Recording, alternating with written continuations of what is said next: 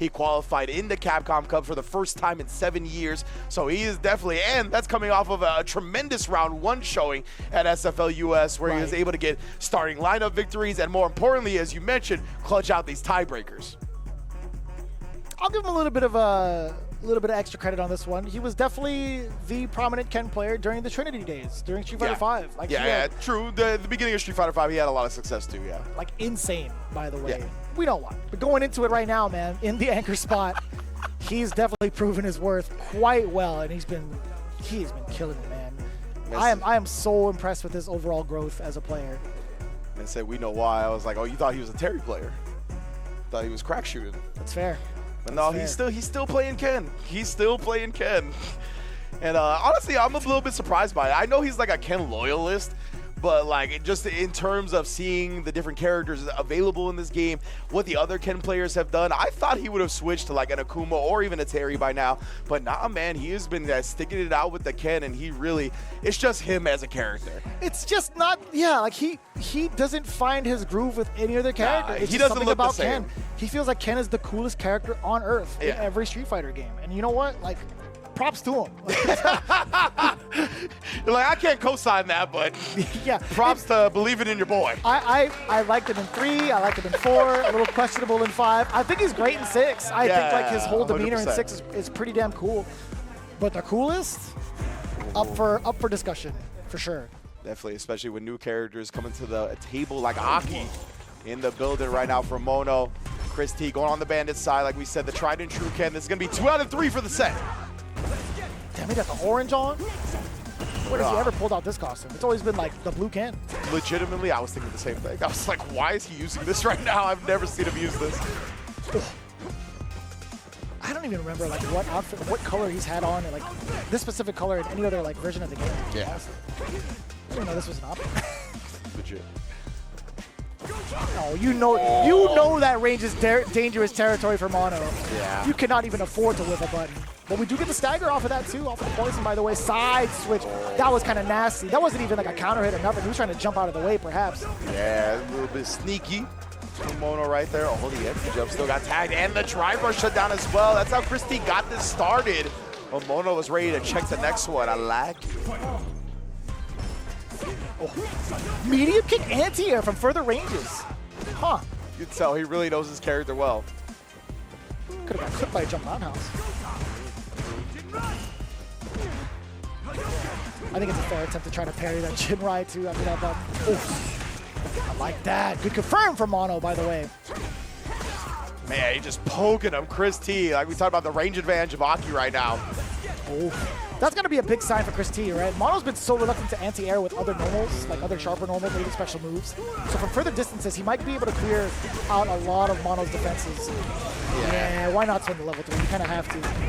Yeah, I think that's kind of why he jumped in the first place as well, right? Is that Mono was committing to some of those longer range buttons, which can get jumped in on. They have a duration to where their recovery is a little lengthy. So I think that's why Chris jumped in the first place. He didn't connect with anything, but it got his offense started. The cool fate, the OD version, that was just mad fortuitous from the side of Mono, catching the fireball in that fashion. And I like that option to go in for, oh my lord, the overhead. Just blow up Christine. I'll get to my point later, but OD uppercut, trying to reset the playing field. Lead here, back to it, honestly, the neutral, and that's why Chris gonna bust out the Dragon Lash from that range as well now. He's been using a lot of drive rush from that distance. Trying to switch it up. Huge perfect parry right there.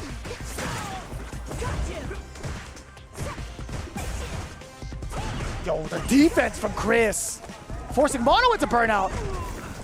Yeah, Mono was just trying to force the situations in of drive rush canceling one time too many. Oh, yeah. Back there was everything to apply pressure. Mono does have 3 bars to his name, though a single hit confirmed on the way out. Yo, being able to snipe out with the crouching jab.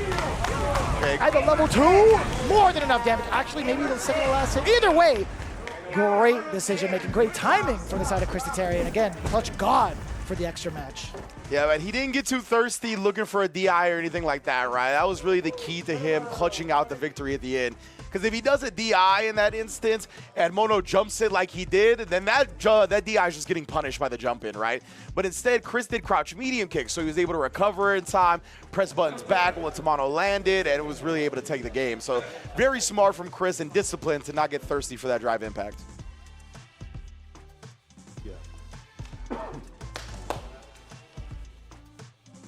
Let's go, my brother. Yo, Kaba. Kaba's a vibes guy. The Duolingo on this man. You gotta have a vibes guy in the squad. Kaba is definitely that guy. I think Boost might be in contention. Boost definitely. He'd be bringing fives. They're not quite the same as Kaba, but you know. Vibes nonetheless. Yeah, definitely a certain type of vibes. He's definitely got some like energy and jokes to him. Nah, Boost, we saw the way he was posing with Bandits. He put that tweet up. He was like, "You afraid when a white boy gets a little emotion?" Yeah. You know, Boost is up there with him right now. He's got like dry humor funny, but also he's got some real emotion to him sometimes. I like that. Oh, the overhead clipping. Yeah, not clear. Didn't seem like it was advantage enough to get a combo off of, but Facts. nonetheless, there's still going to be a little bit of damage sprinkled in. These dudes are swinging, by the way. Yeah. Oh, was that an attempt at a cool fate? I think that was the start of an OD. Oh my God, Christopher. Okay, on a pixel here. Chris trying to close this door, not going to follow the Jinrai.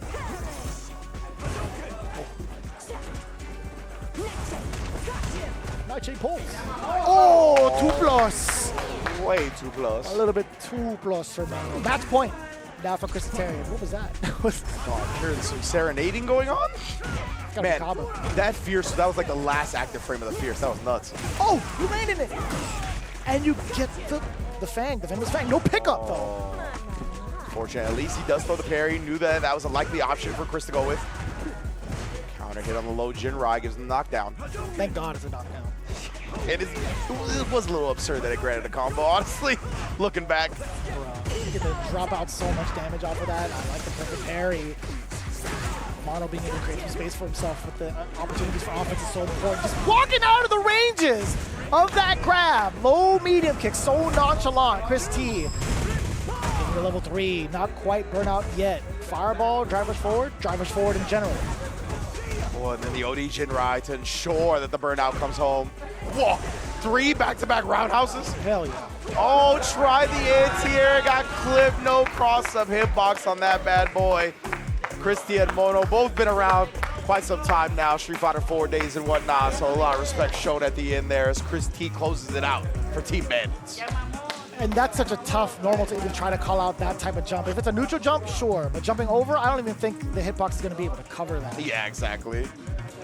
30 points for the Bandits camp, further increasing the lead against the rest of the opposition.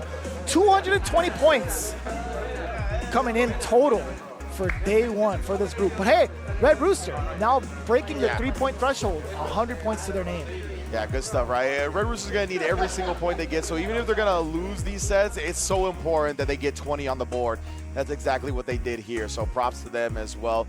Chris T, though, continues his immaculate record in these tiebreaker matches, man. You can tell he has just been on a level that he hasn't seen since the launch of Street Fighter 6. So it's just cool to see him really finding his footing and being the Chris T that we know.